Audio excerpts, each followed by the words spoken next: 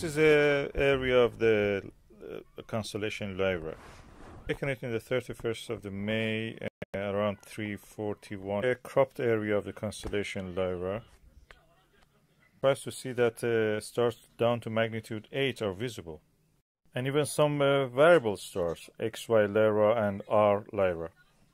I wonder if I can use the Tiny1 for measuring the magnitude of the variable stars. I was able to turn off the infrared filter so it picks up all the reds, and these reds are these two red giants. I wonder if I can use this for measuring the magnitude of the variable stars. Anybody know what we can do with this? It's very interesting. Okay, like many of the amateur astronomers, I'm using Burnham Celestial Handbook for many years, many decades actually, I can tell you. I have the Sky Atlas 2000 and also this packet of Sky Atlas by Sky and Telescope. This handy is smaller, you can use it easier. And today, because I was using the Tiny1 Astrophotography camera, and I noticed that my picture by the Tiny1 has actually recorded several variable stars in the constellation of Vega, X, Y, Lyra and R-Lyra, quite brighter than what they should actually be.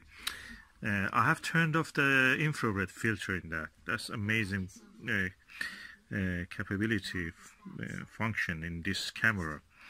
And probably that's one of the reasons that they're brighter. They're as bright as Vega, or they're slightly less brighter. Vega is magnitude 0, magnitude 1. And these ones are actually magnitude 2, as if. They are red giants, so I wonder if it's because it was sensitive. The sensor, CMOS sensor, was too sensitive. It picked it up because I've turned off the infrared IR filter.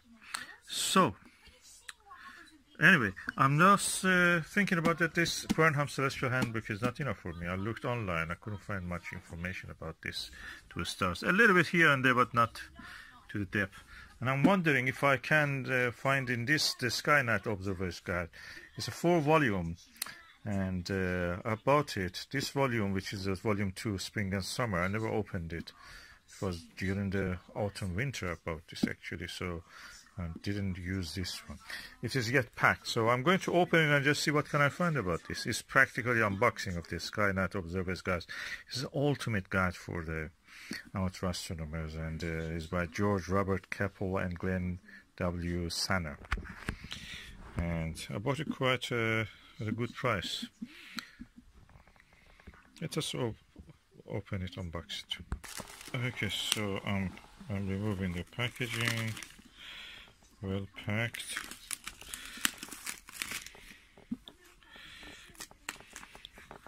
And I'm interested to see the constellation Lyra and these two stars that I was able to observe. Let me remove all of this. I need 2 hands to do this. Well packed book actually. This is one of those books that when you read it, you wish that you have written it yourself. It's a kind of feeling of envy and praise at the same time. Okay, now I'm going to open it. Oh, interesting. 2 star charts. There is 1 volume of this for the southern sky, so really Wilman Bell, which is a publisher specializing in astronomy books, Virginia, USA, is published in 2014. It's the ultimate guide, I'm telling you. And I'm now going to see where I can find about the Lyra.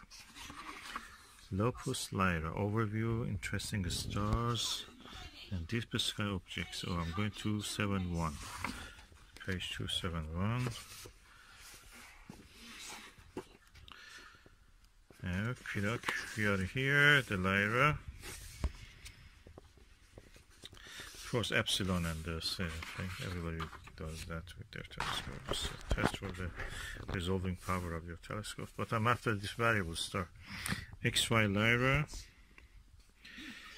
and magnitude maximum 7.3, 7.8. In my picture, that's brighter than this. So,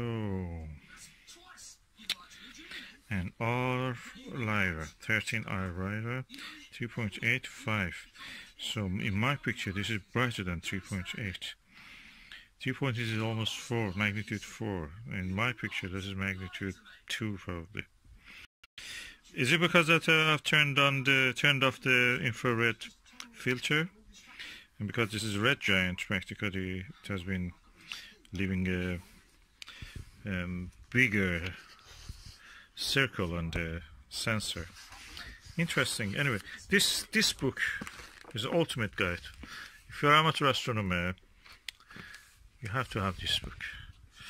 And this volume, which is volume 2, is 504 pages.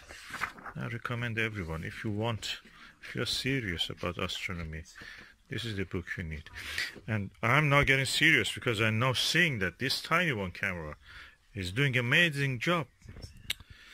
I live in a relatively dark area, but CMOS sensor of this, when I turn off the infrared filter, it's so sensitive. It shows my sky is actually brighter because we have some towns around here. So, and I wonder if I have to go to Wales really to be able to see the Milky Way in its full glory somewhere in the mountains of the Wales, or even Shropshire probably.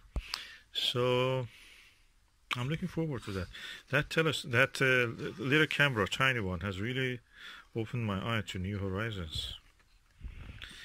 And if you don't have the Tiny1, you can go for Nano1. Nano1 is the smaller version of this Tiny1. I'm really getting excited.